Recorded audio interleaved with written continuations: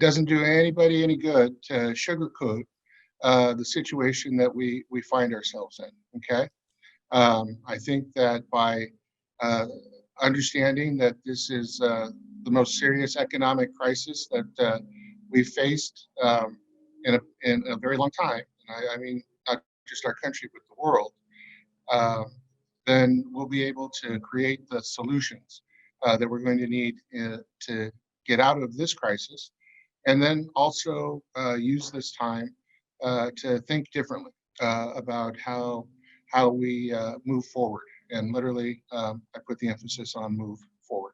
Okay, so this is just a little snapshot about the Inland Empire and jobs. And you can tell between March of 2019 and 2020, um, no surprise that in the Inland Empire, our number one job creator was distribution and transportation. Now, this brings into consideration March of 2020. So you already begin to see the contraction. Okay, and so where was their job loss, right? Down at the bottom, the largest is eating and drinking, and then education, manufacturing. Okay. Also, if you look at the slide there, you can tell what level of pay these jobs are. Okay, so this was to the end of March of 2020. And that's pretty much where we jumped off the cliff. Pretty much says, okay, well, what we've heard is this 536 number.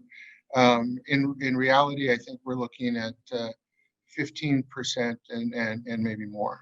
There have been other economic crises in our history, but I can guarantee you that this chart is going to look drastically different when those April numbers come out. This is the scary one.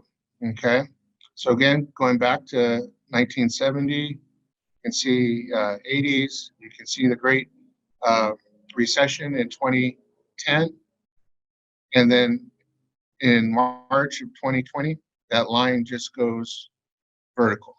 Consumer sentiment. This is you and me and how we feel about how much money we've got in our wallet and how much money we've got in the bank and how we choose to spend that money. Worst case pessimistic scenario. I've heard as long that if we can't recover or we have to go back into shelter in place because we can't get the virus under control, that the worst case scenario right now is we would not see recovery until 2024. Okay. This was the optimistic scenario that the Coachella festival takes place in October, that schools are back, and that we have a V-shaped recession, right? Everybody I'm talking to, and this includes people at the federal level and at the state, I think that you'll hear very soon that the Coachella festival will not take place. The chances that we'll have an NFL season are dwindling, and that there won't be any major large gatherings in 2020. But then we have to look at where we go from here.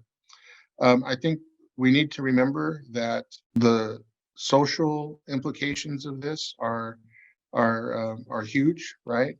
This crisis is hitting people again, the perfect storm of the coronavirus.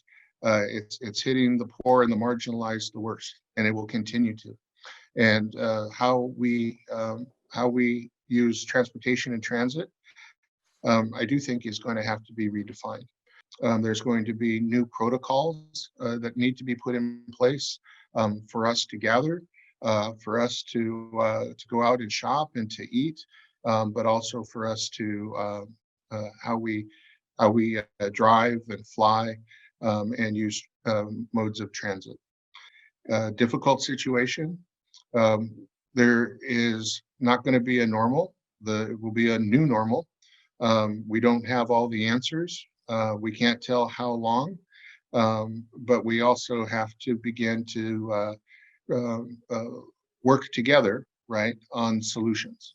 And unfortunately, you have to draw analogies to the great depression and post World War events, right?